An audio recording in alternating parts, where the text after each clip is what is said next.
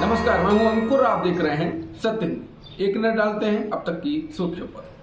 महाराष्ट्र में राजनीतिक सीन तेजी से बदल रहा है। मुख्यमंत्री एकनाथ शिंदे के साथ जो विधायक उद्धव ठाकरे का साथ छोड़कर अलग हुए थे, वो अब नया समीकरण बनने से बेचैन हो गए हैं। उनके मंत्री बनने की संभावनाएं धूमिल हो गई हैं, क्योंकि एनसीपी से अलग हुए अजित पवार खेमे के 8 विधायक मंत्री बन चुके हैं। मुख्यमंत्री शिंदे हालांकि इन विधायकों को समझा रहे हैं, लेकिन विधायक संतुष्ट नहीं हैं। टाइम्स ऑफ इंडिया की एक रिपोर्ट के मुताबिक सीएम एकनाथ शिंदे ने कल सोमवार को करीब 12 से ज्यादा विधायकों के साथ बैठक की और उन्हें आश्वासन दिया कि वो जल्द ही डिप्टी सीएम और भाजपा नेता देवेंद्र फडणवीस से मुलाकात करके तमाम लंबित मुद्दों पर बात करेंगे। बैठक के बाद शिंदे गुट के एक नेता ने नाम ना छापने की शर्त पर बताया, हमने सीएम शिंदे को अपनी अशांति और चिंताओं से अवगत करा दिया है, क्योंकि एनसीपी सरकार में शामिल हो चुकी है। इसके नेताओं की वरिष्ठता को देखते हुए उन्हें ज़्यादातर बड़े विभाग मिलेंगे, जो हमारी चिंता है, क्योंकि वो नेता अपनी पार्टी के कार्यकर्ताओं का पक्ष लेंगे और सरकारी धन का इस्तेमाल करेंगे। उस नेता ने कहा, एनसीपी ही वो वजह है कि हमने शिंदे के साथ जाने और 1 साल पहले अपने नेता उद्धव ठाकरे के खिलाफ विद्रोह करने का फैसला किया था। अगर इस बार भी ऐसा ही व्यवहार हुआ तो हम में से कुछ लोग फिर से निर्वाचित होने के लिए मुश्किलों में घिर जाएंगे। हालांकि शिंदे समर्थक विधायक और मंत्री शंभूराज देसाई ने शिंदे गुट के विधायकों में बेचैनी की खबरों को खारिज कर दिया है। एकनाथ शिंदे गुट की शिवसेना के एक नेता ने द हिंदू को बताया कि अजित पवार और एनसीपी नेताओं के मंत्री बनने के बाद कुछ दृढ़ शिवसेना नेताओं की उद्धव ठाकरे खेमे में वापसी हो जाएगी। उन्होंने कहा कि हमको ये भूल जाना चाहिए कि उद्धव साहब के समूह से कोई और नेता हमारे साथ आ रहा है। इसके बजाय हमारे अपने नेता, जिनमें कुछ विधायक भी शामिल हैं, जो दबा हुआ महसूस कर रहे हैं, वापस लौट सकते हैं। एकनाथ शिंदे के नेता ने कहा, अगर स्थिति में बदलाव नहीं आया तो हम में से कई लोग फिर से चुने जाने के लिए संघर्ष करेंगे। शिवसैनिक ने कहा कि चूंकि एनसीपी नेता वरिष्ठ हैं और छोटे विभागों के लिए समझौता नहीं करेंगे, इसलिए इसका परिणाम हम ही भुगतेंगे। महाराष्ट्र में एनसीपी को टूटे हुए आज तीसरा दिन है। डिप्टी सीएम अजित पवार ने समानांतर एनसीपी खड़ी कर ली है, लेकिन इस बीच उनके साथ आए 2 विधायक और एक सांसद वापस शरद पवार के पास लौट चुके हैं। दूसरी तरफ अजित पवार ने जिन 40 एनसीपी विधायकों के उनके खेमे में आने का दावा किया था, वो अभी कागजों तक ही सीमित हैं। एनसीपी के बाकी विधायकों को लेकर स्थिति अभी भी साफ नहीं है। अजित पवार ने अभी तक बागी विधायकों की कोई परेड मीडिया के सामने नहीं कराई है। बता दें, राजभवन में सुरूर से एनसीपी सांसद अमोल कोल्हे भी मौजूद थे, लेकिन कोल्हे को जल्द समझ आ गया कि जब सारे विधायक राजभवन ही नहीं पहुंचे हैं तो आगे अजित पवार को समर्थन मिलना मुश्किल है। माहौल देखकर अमोल कोल्हे ने सोमवार को ही शरद पवार खेमे में लौटने की घोषणा कर दी। बहरहाल किसी को नहीं पता है कि एनसीपी के कितने विधायक पार्टी छोड़कर चले गए हैं, क्योंकि ना तो शरद पवार और ना ही अजित पवार ने अपनी प्रेस कॉन्फ्रेंस में इस बारे में कुछ भी बताया है।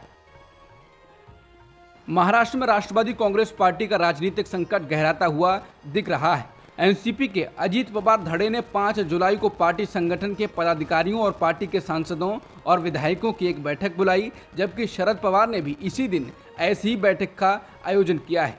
अजित पवार धड़े की बैठक एमईटी बांद्रा में बुलाई गई है, तो शरद पवार ने अपनी मीटिंग मुंबई के वाईबी चौहान ऑडिटोरियम में बुलाई है। दोनों गुट के पदाधिकारी ने बताया कि एनसीपी के राष्ट्रीय अध्यक्ष शरद पवार ने अपने खेमे में शामिल नेताओं की बुधवार दोपहर 1 बजे बैठक बुलाई, जबकि शिंदे फडणवीस सरकार का हिस्सा बनने वाले अजित पवार ने नीत गुट की बैठक सुबह 11 बजे बुलाई।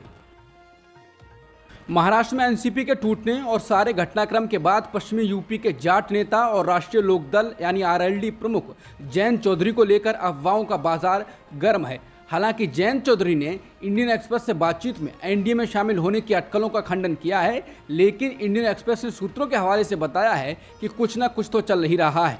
इंडियन एक्सप्रेस के मुताबिक आरएलडी प्रमुख जयंत चौधरी ने सोमवार को कहा कि वो विपक्षी एकता के लिए अगली बैठक में शामिल होंगे। उनके एनडीए से हाथ मिलाने की बात में दम नहीं है। उन्होंने किसी केंद्रीय मंत्री से मिलने की खबर को भी फर्जी बताया। वहीं आरएलडी के राष्ट्रीय महासचिव कुलदीप उज्ज्वल ने सोमवार को कहा, जयंत चौधरी जी विचारधारा की लड़ाई लड़ रहे हैं और भाजपा के साथ उनकी कोई बैठक नहीं हुई। इसके उलट इंडियन एक्सप्रेस को आरएलडी के एक सूत्र ने बताया कि रविवार को 2 घंटे तक एक बैठक में बातचीत हुई थी। कुछ प्रस्ताव दिए गए हैं, लेकिन उन्हें प्रकट करने से पहले चीज़ों को अंतिम रूप देना सबसे अच्छा होगा। इस अफवाह को दरअसल केंद्रीय मंत्री रामदास अठावले के बयान से हवा मिली। अठावले रविवार को यूपी में एक कार्यक्रम में आए थे। अठावले ने पत्रकारों से कहा कि जयंत चौधरी जल्द ही एनडीए में शामिल होंगे। अठावले ने याद दिलाया कि जयंत चौधरी जी विपक्षी दलों की पटना बैठक में भी नहीं गए थे। वो अखिलेश यादव से नाखुश हैं और हमारे साथ आ सकते हैं। भारत इस साल एससीओ शिखर सम्मेलन की मेजबानी कर रहा है। इस समिट में रूस के राष्ट्रपति व्लादिमीर पुतिन, चीन के राष्ट्रपति शी जिनपिंग और पाकिस्तान के प्रधानमंत्री शहबाज शरीफ भी शामिल हुए हैं। प्रधानमंत्री मोदी ने इन नेताओं की मौजूदगी में आतंकवाद को लेकर निशाना साधा। पीएम मोदी ने कहा, आतंकवाद चाहे किसी भी रूप में हो, किसी भी अभिव्यक्ति में हो, हमें इसके विरुद्ध मिलकर लड़ाई करनी होगी। पीएम मोदी ने कहा, कुछ देश क्रॉस बॉर्डर टेररिज्म को अपनी नीतियों के रूप में इस्तेमाल करते हैं, आतंकवादियों को पनाह देते हैं। एससीओ को ऐसे देशों की आलोचना में कोई संकोच नहीं करना चाहिए। आतंकवाद पर कोई डबल स्टैंडर्ड नहीं होना चाहिए।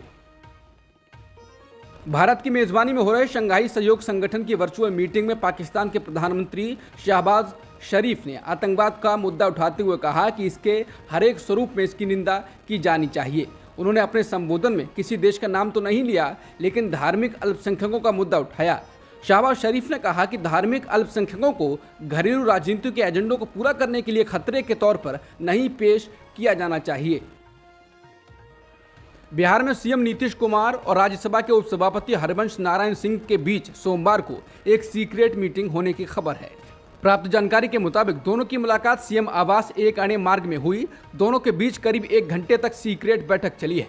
इस मुलाकात के समय और दोनों के बीच लंबे अरसे के बाद मुलाकात होने के कारण राजनीतिक चर्चाओं का बाजार गर्म हो गया है। ये मुलाकात इसलिए भी खास है क्योंकि दोनों नेताओं के बीच लंबे समय से बातचीत भी नहीं हो रही थी। बता दें, हरिवंश को नीतीश कुमार का करीबी माना जाता रहा है। नीतीश ने ही उन्हें राज्यसभा भेजा था। बाद में उन पर आरोप लगा कि वो पीएम मोदी के करीब जा चुके हैं। हरिवंश के राज्यसभा का उपसभापति बनने के बाद नीतीश कुमार से दूरियां बढ़ गई थी। इस मुलाकात पर दोनों के कार्यालयों से अभी तक इसकी कोई औपचारिक सूचना जारी नहीं की गई है। जेडीयू के नेताओं ने भी इस पर कुछ भी बोलने से साफ इनकार कर दिया है। पिछले दिनों महाराष्ट्र में हुए राजनीतिक उलटफेर के बीच इस मुलाकात के कई राजनीतिक मतलब निकाले जा रहे हैं। इस मुलाकात के बाद सियासी गलियारों में चर्चा है कि हरिवंश पीएम मोदी के मैसेंजर का काम कर सकते हैं।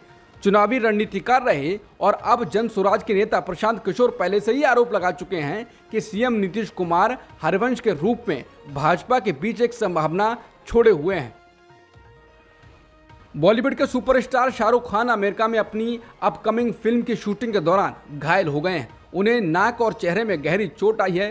फिलहाल शाहरुख खान को शुरुआती ट्रीटमेंट के बाद वापस मुंबई लाया गया है। प्राप्त जानकारी के मुताबिक इस एक्सीडेंट के बाद उन्हें तुरंत अस्पताल लेकर जाया गया, जहां उनकी ब्लीडिंग रोकने के लिए एक माइनर सर्जरी भी करनी पड़ी है। हालांकि डॉक्टरों के मुताबिक ये चोट ज़्यादा बड़ी नहीं है और वो खतरे से बाहर हैं।